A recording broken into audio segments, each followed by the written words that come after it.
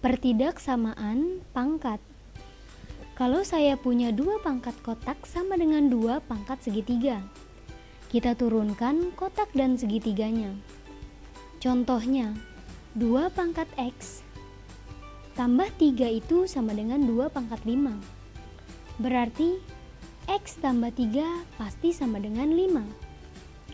Berarti X-nya sama dengan 2. Hal yang sama ini bisa berlaku tidak di pertidaksamaan. Misalkan, saya punya 2 pangkat kotak lebih dari 2 pangkat segitiga. Berarti, kotak lebih dari segitiga. Untuk mengetahui apakah benar seperti ini, lihat di grafik. Pertama, gambar terlebih dahulu Y sama dengan 2 pangkat X. Ini adalah gambar secara general untuk A lebih dari 1. Contohnya, Y sama dengan 2 pangkat X. Sekarang saya punya di sini kotak. Kemudian di sini adalah segitiga. Di sini kotak lebih kecil daripada segitiga.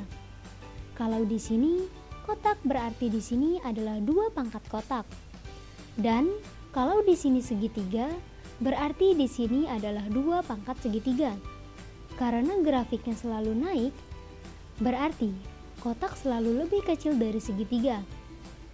Maka, 2 pangkat kotak kurang dari 2 pangkat segitiga. Jadi, konsep yang di awal, tadi kalau kita punya 2 pangkat kotak lebih dari 2 pangkat segitiga, pasti kotak lebih dari segitiga. Kalau kita mempunyai bentuk sembarang A, pangkat kotak lebih dari A pangkat segitiga. Pasti juga atau tidak bahwa kotaknya itu lebih dari segitiga. Kalau kita lihat grafik ini hanya berlaku A yang lebih dari 1. Contohnya 2 pangkat X tadi. Kalau misalkan A-nya setengah, pangkat kotak lebih dari setengah pangkat segitiga, tidak mungkin kotak lebih dari segitiga.